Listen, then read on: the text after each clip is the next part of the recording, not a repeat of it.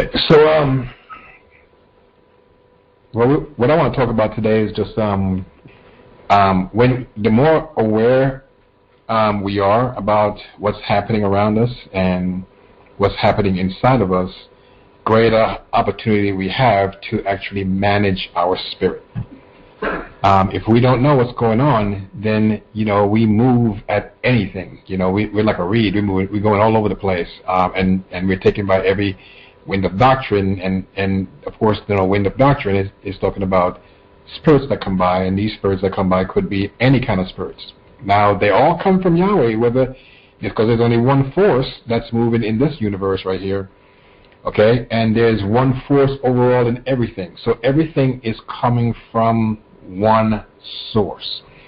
And whether it's a demonic force or whether it's a source that's here to redeem us from all the stresses and issues that upon this planet, whatever it is, it's all controlled. That's why you're not going to receive more than you can handle. The reason why? Because everything is in control. So certain things come, and it is prescribed to come to us when they do come. And the reason why a lot of us receive issues coming to us is we look at it as a bad thing, really, but that's really not the situation. We should look at it more as an opportunity to awaken as we pay attention to the things that come before us, because it's not necessarily that we're just getting beat up. Yeah, that could be what it looks like. And if you consider Eob was getting beat up, but it was an opportunity. It was an opportunity for him to wake up to another level of what Yahweh wanted him to be. Today, I would like to talk to us about the harvest, and of course, this is the three harvests. Whether the scriptures speak of harvest, but we need to know what harvest is in the first place. There are three harvests. Well, just as we need to come before our Father 3 times a year, well, every time we come before our Father is coming after we have reaped certain things from the field, which are all harvests, and we come before our Father. Now, if you remember, the laws of Moshe are simply a pattern of that which is above. So Moshe is telling us something, whatever he's laying for the social construct of the children of Israel to live in a day-to-day manner, okay, to keep social order. He is receiving this from a pattern that he saw on the mountain, or a pattern which was shown to him on the mountain. So when you come to the first feast, if you notice, there's a barley that is ready, a barley harvest that's ready. And that barley harvest is actually, they take it and they make a flour. They take a fine flour and they make cakes with it for someone to eat, and mix it with olive oil, all that stuff. And you sort of take a sheaf of that barley, and you have to wave this before the priest to be accepted on your behalf, whatever. So this is during the first feast that comes by. Yahweh says you are to present yourself 3 times in the year for Yahweh. Now, and he says, do not come empty-handed, and he's telling you this, you have to come presenting gifts. Okay? You have to bring forth presents, and these presents are gifts. They're not talking about some shiny gem or something, because remember, everything is coming from that which was laid up before. You can't bring a gem to Yahweh, because Yahweh is spirit. Now, however, to the person who is representing Yahweh upon the earth, yeah, in the flesh, you could bring those things to those individuals. But if we remember what we're doing, we are doing whatever has been set up. We're doing it to a higher purpose, a spirit purpose. So in the 3 harvests that we have now, we look at the second one, and during Pentecost, you come to Yahweh again. But that time, you're not presenting barley, because the barley harvest is already gone. At that time, there is a wheat harvest. And of course, you have to bring forth, yes, another presentation to Yahweh. And this is not barley, because barley is already gone. The season for barley is already gone. It was used during the time of the Passover. Now, during the time of the Pentecost, now you have a second harvest. the harvest of the wheat that you're also going to bring before Yahweh and offer that before Yahweh. Now, the harvest for the wheat is actually the one that we're dealing with right now. Okay? Because if you think of the three harvests, you have Yeshua, which was the first one harvested from all those who are considered dead or fallen or have strayed, whatever. He's the first one. So now you have one. Then you're going to have another harvest, which are going to be, the second harvest is going to be a lot of folks, and these are going to be the ones who are a harvest unto Messiah and Yahweh. Okay? So the second harvest that's coming, and then you have a third harvest that comes at the very, very end of the age. And in this age, you have three separate time periods of harvesting. So at the end of the very age, you have what you have now as the last feast day, where everything comes to be one, and this one is the last one the last harvest that's brought forth. But this harvest is when everybody now that has fallen and has died or have gone into the lower worlds, that's when all of them now comes forth. That's why all Israel will be saved. Well, all Israel is not saved until the very end. If you remember, Yahshua has raised Lazarus from the dead, and he had left him there before he did this. And when he went to the house, the sisters were all upset, and he said to one of them, no worry, your brother, he's fine. He's going to be raised up. He's only sleeping. And when the lady says, yes, I know he will be okay on the last day, or on the last great day. Well, that's the closing out of what you would call the harvesting circuit, or the feast circuit. Now, at the feast is unto Yahweh, and everyone has to bring gifts. Well, there's harvesting that's going on. And the harvesting is not just you and I doing something. The harvesting is done by the Malakim. That's who does the harvesting. But how does the Malakim do the harvesting? The Malakim is going to influence you and I and other individuals who are about to do the bidding of Yahweh. And how does that happen? When we set our minds in a certain place and we start cleansing ourselves. Now remember, the Malakim, they are considered light. They're considered fire. Okay? Ministering spirits. Now, but they're not going to minister to that which is not ready for them. They're like teachers. When Daniel made himself ready, and he said in his mind certain things, then all of a sudden you had these energies that was flowing to him, ministering spirits that was moving in his direction. When Yahshua went up on the mountain and he resisted what they call the devil for all that time, he said at the end of all that thing, he said, and Malakim came and ministered to him, because now he's in a whole different area. Now it's the same thing for us.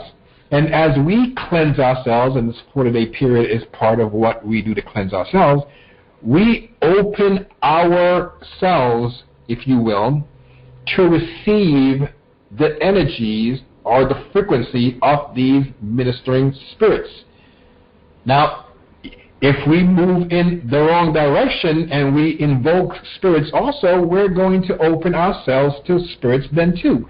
They won't be necessarily light spirits. It could be spirits of darkness, but it's just what we do. So now, if we do exactly what Yahweh says to do, and we find this in the law of Moshe, because all this is all that it is just telling you and I what we need to do, and these things are all set up in symbols, representations of actions that individuals need to be taken. Okay, so you have these sacrifices and all these ceremonies and rituals. All these are telling us how we should do things. Now, if the light comes in and we recognize what those things are, and as we do them, then here comes more and more light, And what moves? What moves out is darkness. Now, one of the biggest part of darkness is ignorance. So we start waking up to what is true. Another part of what brings darkness into us is what you call fear and anxiety, because we can't see with that. You know, when Yahweh says, okay, go over to this, on this bridge over here and wait for me to get there, well, we may get on that bridge and all of a sudden we see something happening over the horizon, and right away, because we're afraid of, what may come upon us, we forget what Yahweh says about staying on that bridge, and we're gone because, hey, we see something that's we don't like. If you look at the children of Israel, when they were leaving Egypt, and you had the Egyptians chasing them, of course, Yahweh had already said, this is what you do, go and do this particular thing. Well, as the Egyptians were chasing them, if you notice the two frequencies that you had moving at that time, you had all the people who were scared and doing all kinds of stuff. Oh, the Egyptians are going to kill us. Oh, we have this wall of water in front of us, and here comes the Egyptians behind us. That's it. We're done. Okay, that's one frequency. Now look at the other frequency. The other frequency was Moshe. Moshe didn't move in that direction, even though something might have been in him. He went and he spoke to Yahweh, and he told the people, watch and see the glory of Yahweh. And Yahweh acted. Now, these things are going to look the same way to us. They're things, as we just heard right before the message started, things come up out of nowhere. It's how we handle it. We could actually start acting like the children of Israel, which is complaining and carrying on about all kinds of stuff because of the anxiety or whatever it brings up. Or we could do the create a default system in front of us and go to your father and do what your father says in this area. So as we look at the harvest and the whole spectrum of the whole age, which within the age you have three different harvests. Harvest is simply what you see in your scriptures as redemption. Okay? It's what you see as restitution. It's what you see as restoration. Really, that's all it is. It's to bring you and I back into the family of what we fell from. Okay? It's to rebuild us back to what we had. It's to recall us. It's to recover us. It's to withdraw us out of the system of man that you see here, to redeem us from man. It's to withdraw us out of that. And it's also what you call being saved. This is actually what it is. Being saved from this lower frequency of vibration, or the life that you're living in here with what you call man. This is being saved. Now, what I would like to do, I would like us to look at the three sons of Noah. Okay. And the three sons of Noah, you have Shem, Ham, and Japheth.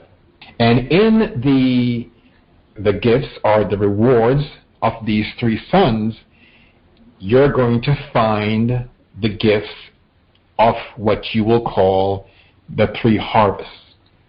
Okay. So Shem, we know this very well, so I don't have to really go through the scriptures for this. I hope I don't, at least. Shem is the first one. Okay. Now Shem is the one that will receive the greatest honor.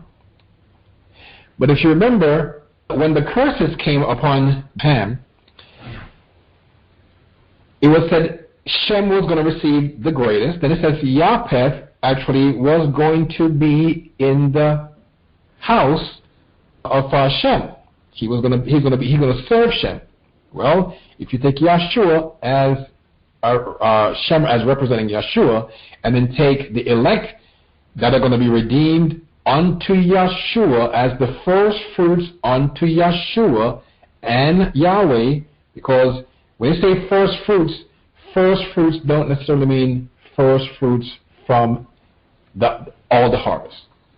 Or first fruits, if you will, you go to the third harvest, that's a first fruits too. We gotta be able to see first fruits just don't mean, okay, it's going to be just first fruits, and that's it. Now, Yahshua was a first fruit by himself. That's a first fruit. Now, what happens when Yahshua returns? It says Yahshua himself will return, and he's returning with Malakim. And those who he receives are going to be the first fruits also unto him, though. Okay? So there's the two different types of first fruits right there. Then, after 1,000 years of reigning with those who are brought to him as first fruits, then those guys are going to then redeem those who were left, which is also first fruits to them. So there are different types of first fruits. We have to see it like this, because this is actually what the scripture talks about. Okay. So if we look at Noah's sons, and we look at the fact that, okay, you have these three harvests that come before us, but they're not all at the same time. They're incrementally. Okay, you have the first one, of course, everyone knows Yahshua was the first to be reborn from the dead. That's another word for harvest, okay? Or saved from the dead, or redeemed from the dead, or restored from the dead, or being withdrawn from man to be brought back to be recovered from the dead. This is all what we're looking at, Yahshua. Now, at this time, what we're looking at now are those who are going to be the first fruits unto Messiah and Yahweh. That's what we're looking at. Now, we're going to go over to Genesis chapter 8. Now, we're going to look at the things that we are subjected to. Now, Yahshua was here, and Yahshua overcame, as you may call it, the scripture called it, overcame all the weaknesses that were there. Okay? And he overcame, and he sat by the Father's right-hand side. That's the first harvest.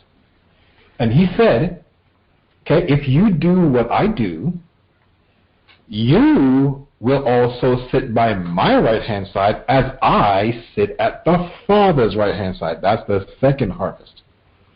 So now you have new heavens and new earth, because that's what you got right now. Those who were left in the earth, okay, and those who were now redeemed from among men. This is what you have. Now, those who are redeemed from among men in this second harvest, if you will, they're going to work the earth, and you're going to have the last harvest come out. Now, if you think about it, we all been set up, and we have been actually issued into something that's in this earth right here, and we have all fallen to the stellar forces that's ruling the earth right now. Or you want to call it the spirit of the world. We all got caught. And if you look at Cain, you'll see something came up during Cain's time, and Cain fell victim to that. Well, if you look at it, something happened during the time of Noah, and Yahweh, it says, removed all the evil from the earth, because the earth was wicked. All was gone. Well, where did it come from? Because it's still here today. It's still here today. It's here because in the heart of men, we could make ourselves, our spirits, receptive. Okay? And as we receive, we're receiving from ministering spirits. We're receiving from energies or broadcasting that's coming from those who are above. We're not wrestling against flesh and blood, but principalities and powers, frequencies in high places, broadcasting. And if we are there to receive that, it's going to come. So, guess what? Even though all was wiped out, if something is in someone's heart, it's not going to be wiped out. So here you go in Genesis chapter 8. Let's look at verse 21. So Noah had built an altar and everything like that to Yahweh, and he offered burnt earth offerings and all those things. That was all great. And here in verse 21 it says, and Yahweh smelled the pleasing aroma that Noah had offered to him, because it was pleasing. That means Noah was okay, doing some right things here. Then Yahweh said in his heart, I will never again curse the ground for man's sake. Notice it says now, although the imagination of man's heart, now he just wiped out all the evil, right? But now he says, is evil from his youth. So there's something in there. So even though all is wiped out, it's not really gone. Individuals are wiped out.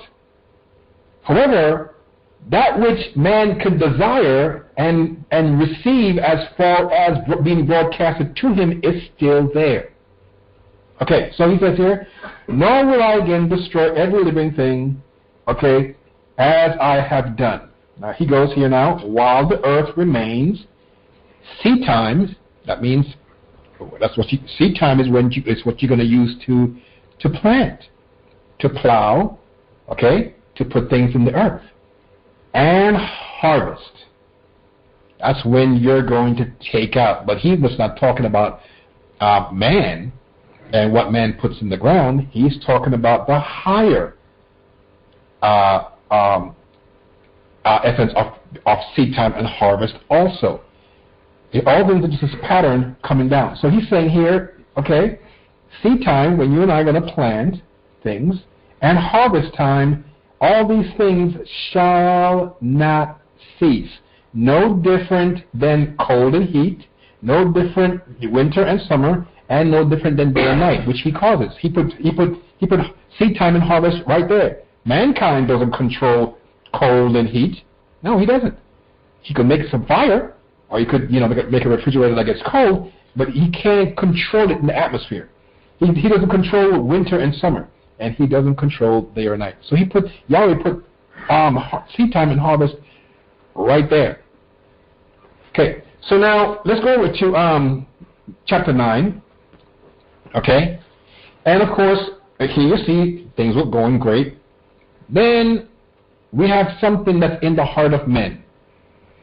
And in chapter 9, let's go to verse 24. Noah was doing some things here, okay? And he says he got drunk. And we're going to go up a little further here now. And it says in verse 22, he says, and Ham, the father of Canaan, saw the nakedness of his father and told his brothers outside. Now he's not protecting his father, he's exploiting him. Okay, now if you look at it in just the way that we would look at something, he's exploiting him, but this is a spiritual thing that's happening now, we've got to look at it. So something is in Ham's heart, why he would exploit his father and not do something about whatever he's seeing.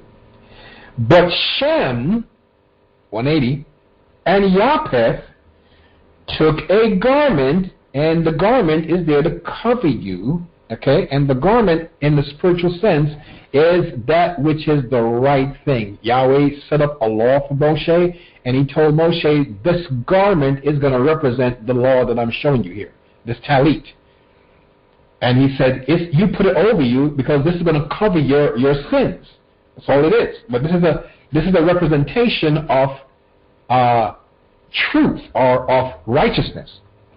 So he laid it on, and took a garment, laid it on both their shoulders. That means they made it their responsibilities. That's what you're going to use your shoulders for. You take on the responsibility of things, it's a symbol.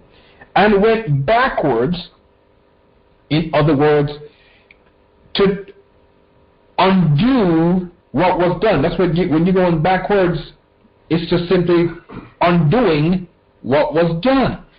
So whatever dad had done that wasn't proper before, and it made him naked because he didn't have a garment then, they went and ensured that the father would once again have this garment.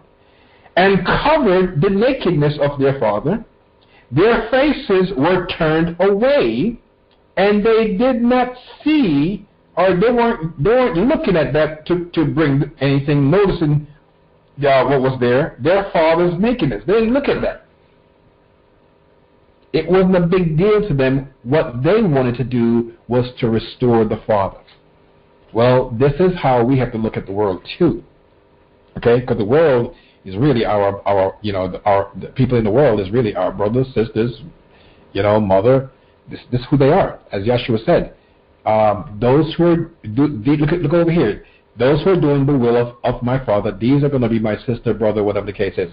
Well, everybody is going to be saved. So this is all your sisters and brothers and your mother, all there too. But at the moment right now that we're looking for a harvest, those who are going to be of like mind, they're the ones who are going to be your brothers, sisters, and your mother at this time for the second harvest. This is who it's going to be. Now, the second harvest is going to be those who are filled with the Spirit that Yahshua said He will send from His Father. And you're going to receive, when you receive that, and the redemption comes with that, then you're redeemed, and your first fruits unto that Spirit, or that which is above there. Now, all of a sudden, you have new heavens, and you're sending a Spirit, just as Yahshua said He sent the Spirit. You are sending the Spirit just in the same manner now as we're looking at those who are in heaven broadcasting to us, and you're going to be doing the same thing in hopes of harvesting those who remain, recovering those who remain, withdrawing them from this third dimensional crazy stuff that we going on right now, redeem them from among men. Okay, or those are the last ones, so they're going to be redeemed, and what you call saving them from what we all fell into. And we're going to present them as gifts. This is what they are. We're going to bring them back, and they're going to be presented, because Yahweh says, don't come empty-handed. Well, this is what you're doing. You're presenting what you got out. So the Malakim does. Every time that they come before Yahweh, they're presenting what was harvested of what was just taken out of the earth. So here we're going now. So they didn't see all that. Now he says in verse 24, so Noah awoke, he came to his awareness, okay, from the swine, and knew what his younger son had done to him. Then he said, cursed be Canaan, a slave of servants. Well, Canaan is that which has come from the works of Ham. Why is he not cursing Ham and cursing his line? No, what he's doing is the works of Ham. Whatever is going to be coming from the spirit of the extensions of Ham, that's all going to be going. Canaan is a symbol for stubbornness. That's what Canaan is. Canaan, that's what we have here. Canaan, those individuals who are stubborn. Okay, that's why Yahweh doesn't want individuals to get to be caught up with the Canaanites. And He said, at a certain time, there will be no Canaanites in that kingdom. Well, he's simply talking about those who are stubborn to what He may be laying down. Okay. Okay, and because what stubbornness does is bring humanity down. That's all part of the downfall. That's all part of dissensions. Okay, Cain and Abel had done, not Cain and Abel, I'm sorry, Noah, Adam and Eve had done certain things. Well, we wouldn't have moved and descended downwards. Well, they did. And the fact that they did, this brought mankind to be moved on a trajectory going down, the downfall of mankind. So it says here, he's going to be a slave of servants. Okay, Canaan, a slave of servants who are going to be servants. Okay, slave of servants, he shall be to his brothers. He goes further. And he said, blessed be Yahweh, the father of Shem, and may Canaan be his servant. So he's going to be the servant of Shem. But look at this now. May Yahweh enlarge Japheth, and may he dwell in the tent of Shem, and may Canaan be his servant. So when he says here in verse 25, Canaan can't be Canaan, because Canaan is going to be a slave of servants, that's because Shem is going to establish the house, And Japheth, he's going to enlarge Japheth, and he's going to dwell in the tent of Shem, and Canaan is going to serve both of them, but he's going to be a servant to Japheth, who is going to be a servant to Shem. In other words, Shem is the first fruit. Japheth is going to be enlarged, and he's going to dwell in his brother's house, Shem's house. And Canaan, which is Ham, is going to be a servant to his brothers. If you look at the three harvests, this is where it's coming from. The three harvests. Now let's go over to Psalms 23. Okay, Psalms 23 is telling us something here. And let's look at this real quick. I like to look at Psalms 23 because it's pretty much showing us if we're doing certain things, it's showing us that there's a path to restoration. Okay. Now in Psalm 23, let's look at verse 1. It says, Yahweh is my shepherd. Now this is what's going to be leading me. I shall not want. Or if, okay, so you take this as the first individual, you may put I, but you take it as collective, it's going to be we. Okay? The collective working as one is going to be we. So he says, he makes us, or me, to lie down in green pastures. Green pastures are those things that's going to nourish me. We've talked about this before. It's going to be nourishing me with what is that which is proper, righteousness, light. Okay? Okay, so here goes now. He leads me beside the still waters. Now, the still is something that is stable. The water is spirit, the emotion. But the water is also a symbol of the only begotten Son. Remember, these three are one. Blood, spirit, and water. These three are one. Remember, we spoke about that. We haven't in a while. So the water here, the still water, he leads us beside it. He calls the called out ones to sit by the side of Messiah, not having spot or wrinkle. This is what he leads us. He causes this to sit there. It says here now, based upon this, it says, Yahweh restores our life. This is the harvest. Which he's going to restore you to the life that we really have. Okay, allowing light to come in and to bring you back, make restitution for all that, rebuilding us, recalling us from the dead, recovering us, restoring us, it is saying here. Redeeming, saving you and I. Okay?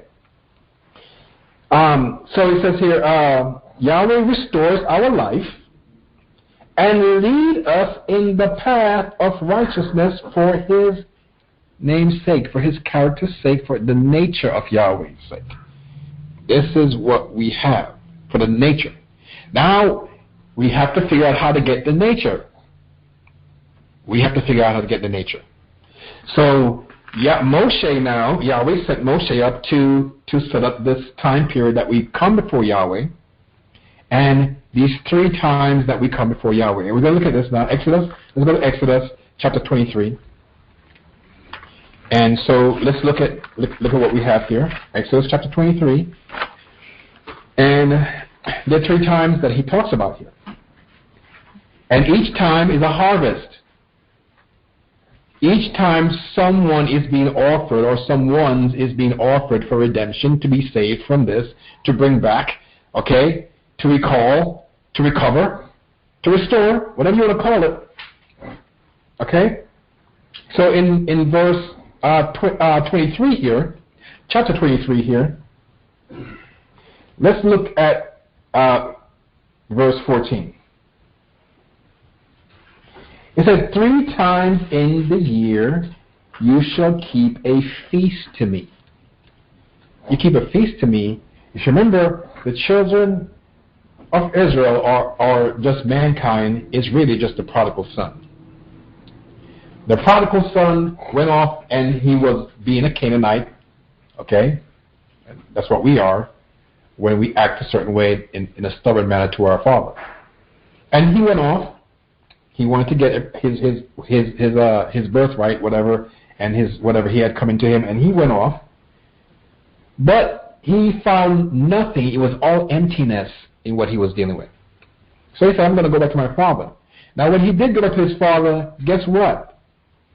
His father had a feast. A feast.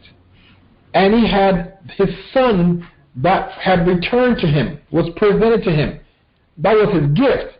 Because his son was lost, then he was found. He was recovered. He was restored to what he was before, being lost, but now he was restored. He was withdrawn out of the place that he had gone to, okay, and he was redeemed from that. He was saved from that thing that he was at. And he was brought back. This is actually what we're looking at. So 3 times a year, you shall keep a feast to me. Okay? He says, you shall keep the feast of unleavened bread. You shall eat unleavened bread 7 days, as I commanded you, at the time appointed, in the moon of green years of barley. There's a time to harvest the barley. So you got to do that now. Okay, so here we go.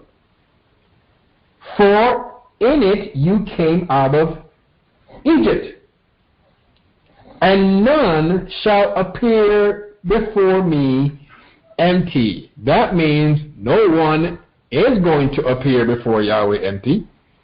Because the way for you and I to get to what we need to get to is for us to go in with someone or someone's on our shoulder. We're helping someone to be redeemed from this. We're helping to bring somebody back, okay, to restore somebody, to help someone to be recalled, to be rebuilt in this kingdom, okay, to help them to be withdrawn from all this by the things that we do.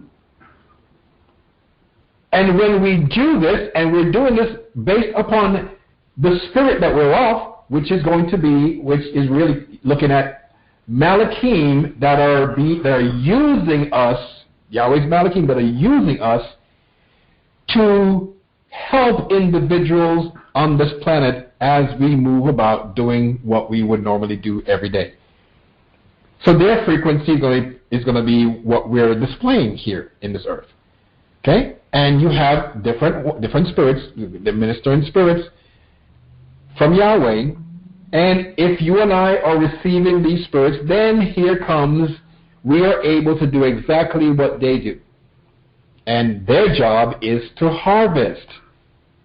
Okay? Their job is to redeem us from among men, to call us back, okay? To restore us to the positions that we had before we fell, to withdraw us from this soup that we're in right now, and which they call saved. But they're going to present us before Yahweh.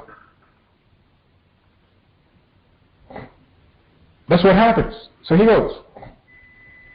They can't appear empty-handed, but if we're working for them too, we can't go empty-handed either. We don't have to know who is there, but what we're going to do is allow ourselves to receive those frequencies from the Malakim that we can be used as individuals that's bringing forth a certain message that people are going to hear. And when these individuals hear that, the Malakim could actually extend their frequency or whatever they're doing to those individuals. And if those individuals move on the path, then whoever they come in contact with, the Malakim move it to those individuals. Okay, so in verse 16 here now. Okay? It says, and keep the feast of harvest. It may seem low, but it's only one harvest. But it's talking about this gathering for Pentecost. With the first fruits of the crops you sow. Okay? So these are the first ones who are overcoming after the barley here now. And these crops are your servants that you're going to use, that the Malakim are using, to feed others. That's what your crops do. You take your crop in and you feed yourself and your family and those who you may know that you're going to give some to. Okay, so the crops that you sow, you work the ground to sow them, and then you reap it. It's like you call this back in your field, and then the feast of ingathering, which is also a harvest, this is the tabernacles, at the end of the year. Well, at the end of the year for us, but for the Malakim, it's the end of the age. It's the end of the age for the Malakim who are doing this harvesting. Okay, so that's what we have over here. So now we're going to go, we see that there are 3 harvests that we're looking at. 3 times in the year is telling us certain things must go. So we're going to go to Exodus 34 now. Exodus 34. And look at verse 21. Okay. It says, 6 days work shall be done, but on the 7th day you shall rest. In plowing time, that means seed time, that we just saw in Genesis, okay? And in harvest time, you shall still rest. And you shall observe the feast of weeks with the first fruits of the wheat harvest. Notice, it's not barley. The Feast of Weeks is a different harvest. The Feast of the Passover and the Feast of Unleavened Bread, notice, it was barley. This is a different harvest. Okay, so we got the barley harvest, and we took a sheaf from that, and we presented it before Yahweh. But notice now, this is a different one. This is a wheat harvest. And the feast of ingathering during the feast circuit. That means during the age that we have these 3 harvests. The feast circuit is from 1 first moon to 7th moon. And that's the completion of it. Okay. It says, at the end of the sacred year of Yahweh, not just the year, that's in the fall. That's the 3rd harvest. 3 times in the year, all your men or males shall appear in front of me, in front of Yahweh, the heavenly Father of your fathers, okay, of Israel. 3 times a year, this must be done. Everywhere we're going to look at that. Okay. And I will drive out the nations in front of you and enlarge your borders. Japheth is going to be enlarged. Japheth is the wheat. You are Japheth if you and I are going to be listening to what Yahshua laid out. We're going to be the wheat. We're going to be the wheat harvest because Yahshua was the barley harvest. But what happens during this harvest now? Japheth was enlarged. And here Yahweh is telling us the same thing. I will enlarge your borders. Okay? Your borders, the influence that you're going to have, Yahshua had influence on certain ones, but now when you get it, he's going to be even larger. No man will covet your land when you go up to appear before Yahweh your Father 3 times in the year. So we're looking at that. Now, I'm going to go over to Revelations here. Okay, Revelations. So we're looking at 3 times a year. That one didn't mention the barley. It mentions the wheat, though. But that's the point. I want to show you that there are different harvests that comes by, or different restorations, or different redemption, or different resurrections. They're all the same thing. Okay? So in chapter 20 of Revelations, we're going to look at verse 4. Verse 4. It says, and I saw thrones, okay? These are authorities that's being given out, the offices that everyone is going to have. and they ruled, or they sat upon them, because with that authority, there's something that has to be done with them. And judgment was given to them. That means they now had the power to bring judgment upon whatever was around.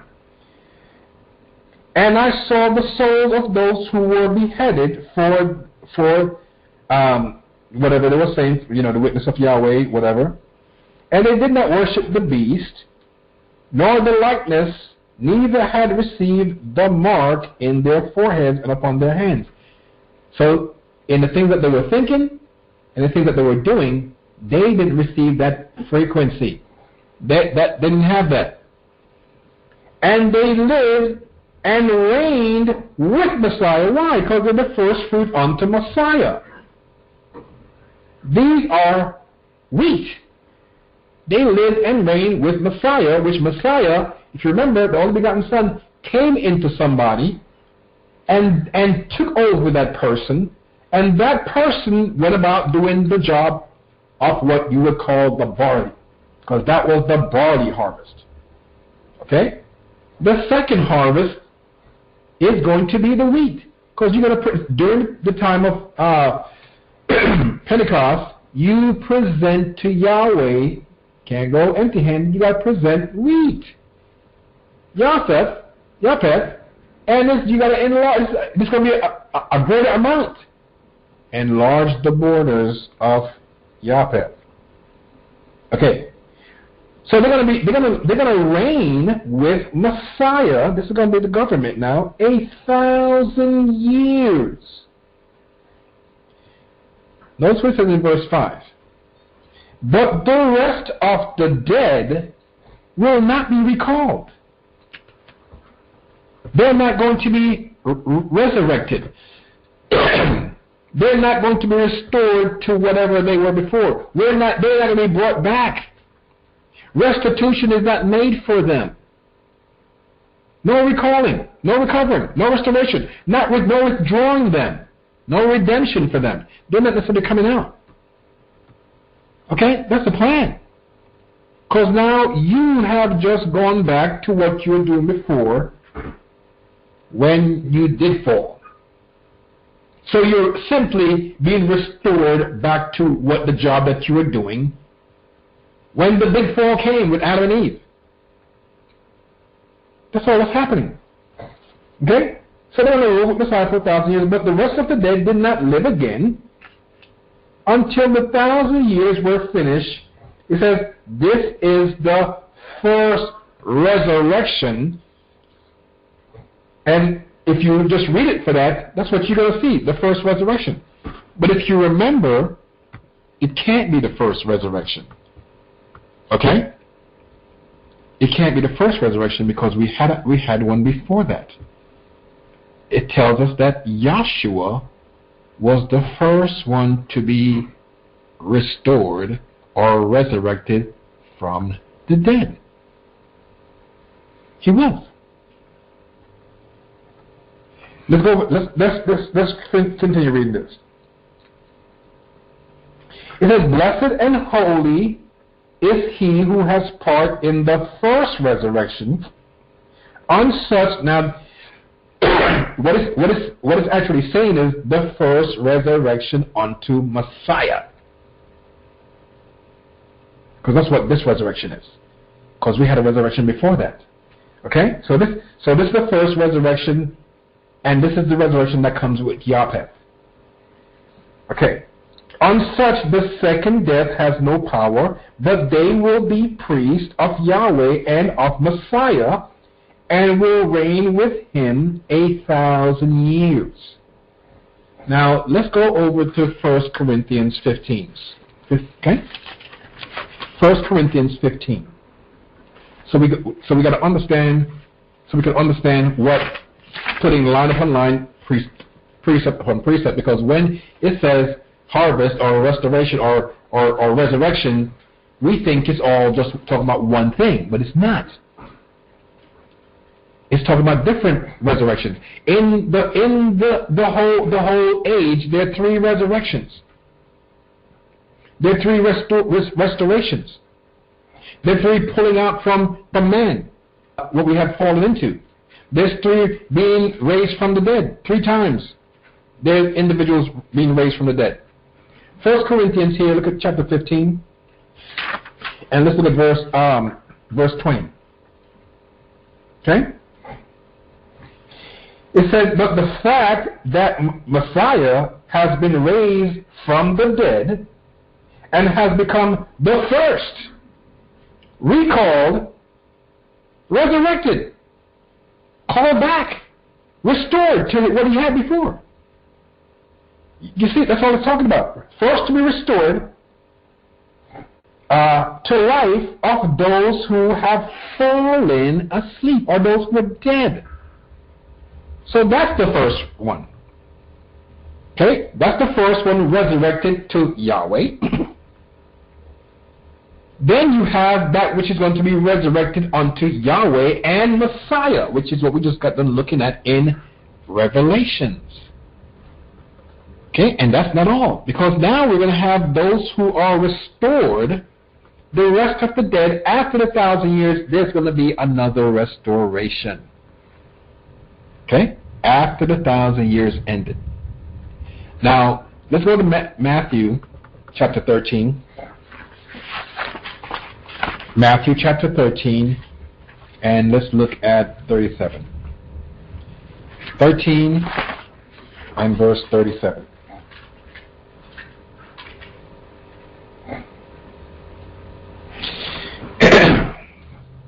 Yahshua is explaining this parable of the tares. Okay? He says here in verse 37, he answered and said to them, he who sowed, so we have sow time, or seed time. The word seed is the Son of Man. Okay? This is going to be the one who builds up mankind. He rebuilds him so he could be recalled from his death. Okay? So this is the Son of Man, the builder of mankind. Remember, Son is the builder of the family name. Well, the family name is not the family name that you have upon the earth here. The family name is the family name Yahweh that projected all of us in here. Okay? So he's the builder of mankind. Okay? But Yahweh put the breath of life into man, and man became a living being moving out, and he fell.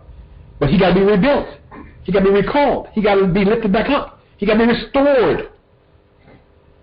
And it takes 3 harvests for this restoration to come. But at the end of the whole thing, all Israel, and Israel is a representation of the whole world, all of mankind, will be saved. Not all at once, however. Okay. The field is the world. The seed are the children of the kingdom. But the tares are the children of the wicked one. The enemy that sowed them is the devil. He has the right to. The harvest is the end of the age. Now, when we look at this, we think there's only one harvest, because that's what it says. It's the harvest at the end of the age. But Yahshua is not talking about all things. He's talking about what is there now, because what is there now, you have those who are the seed of the Son, then you have those who are of the devil. You're not going to take the seed of the devil, because they're not ready. The kingdom of Yahweh is like a man who goes and he put out his net there, and he catch all the fish, and he's going to take those who are ready. But those who are not ready to feed, they're too young, he puts them back. They're not harvested. There's no harvest for them. Okay? So at the end of the age, and we have a big age, okay, a circuit of an age, but within that circuit of this large age, you have 3 ages inside of that age.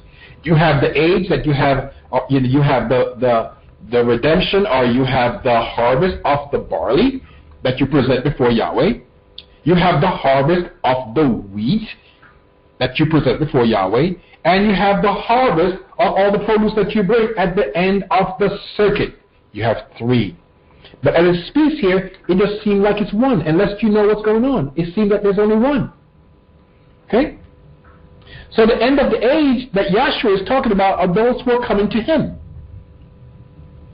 Those who will be redeemed unto him, and they're simply going to go back to doing the job that they were doing before they fell, trying to rescue the other ones that they're going to now rescue. And for the 3rd harvest. The 3 harvests. And the reapers are the Malakim. Those who are going to do the gathering are the Malakim. Well, in other words, those who does the reaping are ministering spirits. These are spirits that come to you and I, but they're not just going to come to you and I. They're going to come to you and I when we make ourselves ready and we become receptive to their frequency. We become receptive to their broadcasting. They're not coming to everyone. They come separate from those who don't want to hear them. So now you have the seed here. That's of the wicked one. These are tares. Now this is not weeds, because you know it's very easy to see the weed, but it's not easy to see the tares. Okay, the tares look just like the wheat. Okay, so now here goes now. Okay. But the tares are the children of the wicked one. The enemy that sowed them is the devil. The harvest is at the end of the age, and the Malakim are the ones who are doing it. Now here goes, verse 40. Just as the tares are gathered and burned in the fire, so will it be at the end of this age. So it's telling you there's more than one ages. This particular age. The Son of Man will send out his Malakim, and they will gather out of the kingdom all who cause others to have problems. Look at, he is sending the Malakim, ministering spirits. And when he does this, guys, let me tell you what's happening in the earth. The earth is going to have issues now that is going to make it impossible for those who are going to move in the area of Messiah. It's going to make it impossible for them to continue functioning just normally in the earth. But what he's doing is plucking those out who don't belong, because they're going to go the wide way and not the narrow way. So here comes now.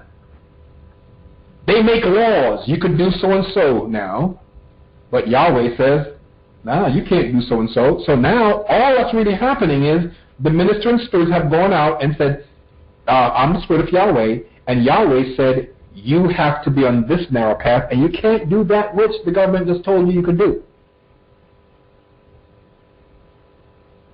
So when that comes about and everybody goes and flows with that, then they're being gathered out. They're being taken out of this kingdom, if you will. They're being removed. That's all that's really happening. Because when they come, they have to separate the sheep from the goats. The sheep are the ones who are going to follow. The goats are the ones who are going to be stubborn. Canaanites. That's why no Canaanite will be in the kingdom. Because they're all being gathered, because they're not going to listen to what Yahweh says. Now to listen to what Yahweh is saying, you have to know. The Spirit has to come to you, and you have to become receptive to it. You and I have to be receptive to this. We have to take on the female principle and allow that to come in and to penetrate. This is light. Ministering spirits. So this is what they do. They come, and it says, so now, as I continue to read in this book, it says, and those who break the law of Yahweh. That's all we're looking at. Is taking those out. Now, the spirit that's in the earth, if we look at it, is the spirit of the world. The Spirit of the world goes to everyone in the world, including the elect. The elect that is there for this particular age. This age, or this harvest. So they're there for this harvest. This harvest is the harvest of the wheat. Okay? So this is the second harvest, actually, but it's the first fruits unto Messiah and Yahweh, or Yahweh and Messiah. That's the first fruit. So this is being redeemed from among men, and we've got to look at this. Now he says here, and will cast them into the furnace of fire. There will be wailing and gnashing of teeth. Then the righteous will shine forth like the sun in the kingdom of the Father. He who has an ear to hear, let them hear. Because he's not talking about everything to everybody. And he's not talking about a harvest that you and I go out there and do certain things. He's talking about the kingdom. And he's talking about a particular harvest during this time.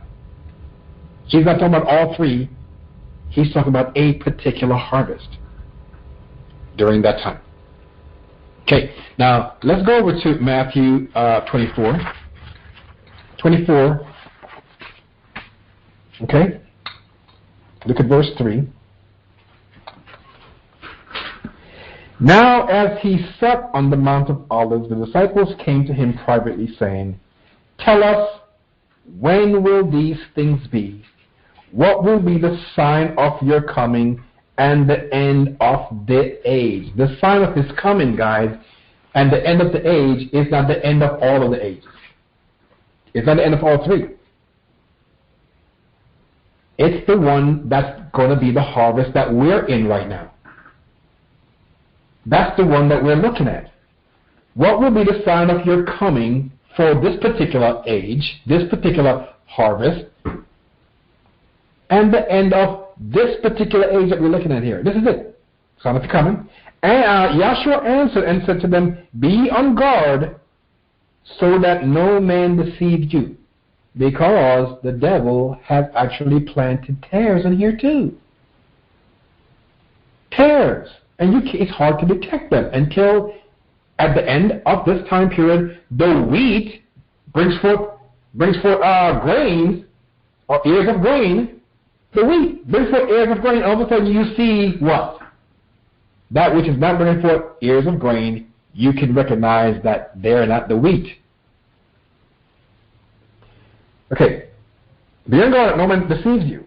For many will come against my name, saying, I am anointed to preach, and will deceive many. You know, you hear folks telling you that you have to go to them to get it, you know, or they have created the group that you have to come to. This is not your Father that's dealing with. That's ego. Yahweh doesn't give any of that, trust me, to man to determine who is going to be the gatekeeper. These are all higher spirits. No man could say, I created this group, and you got to come to this group. And we've seen this in Texas here. Okay, we used to hang out with some of those individuals. Okay, that says you have to come to us. Now let me tell you how this works.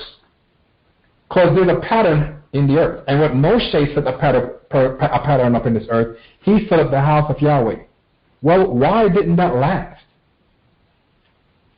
It was the house of Yahweh. Why didn't it last? It should have been lasting forever. If you could give something a name and say, well, this is what we do, and then you got to come to us to get in.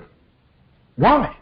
Why was it then that the Israelis or the Yahudim, why was it that darkness came to their eyes until the full number of the Gentiles would come in before their eyes would be open again? Why? Why did their temple all of a sudden get cast down or thrown to shreds?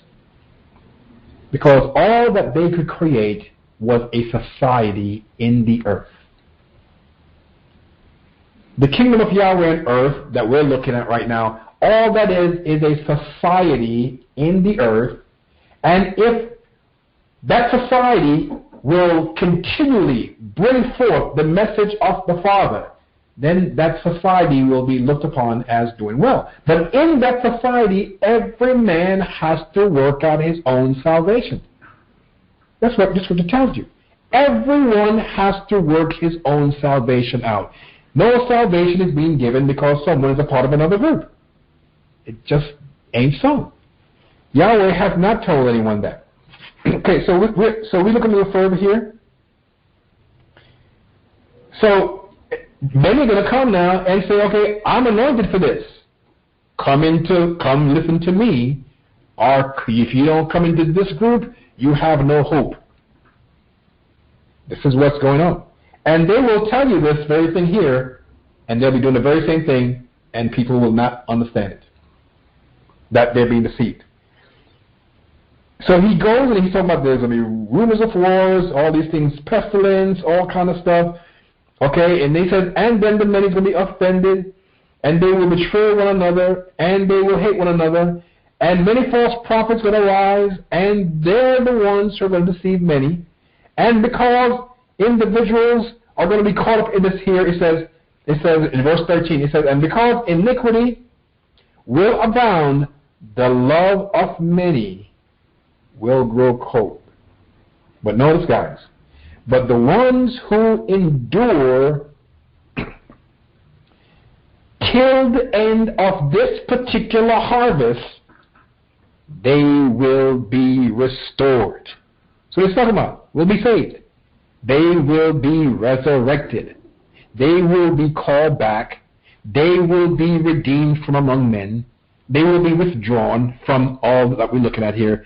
That's what it's saying. If we endure, the ones who endure.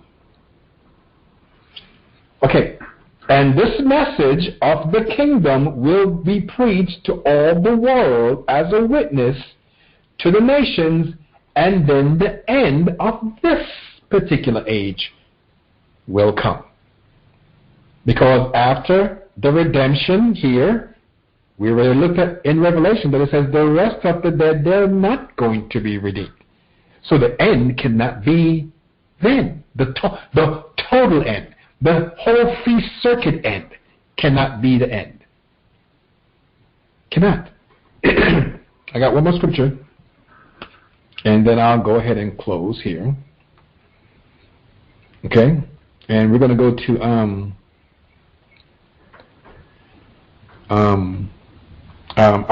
Acts 17.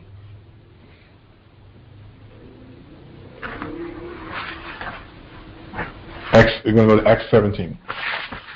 Acts 17.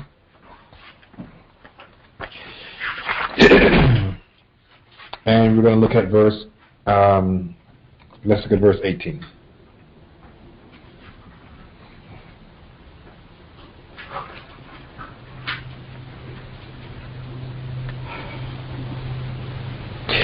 Then certain Epicureans and Stoics, philosophers, encountered him. And some said, what is this babbler trying to say? Others said, he seems to be an announcer of strange gods, because he preaches Yeshua and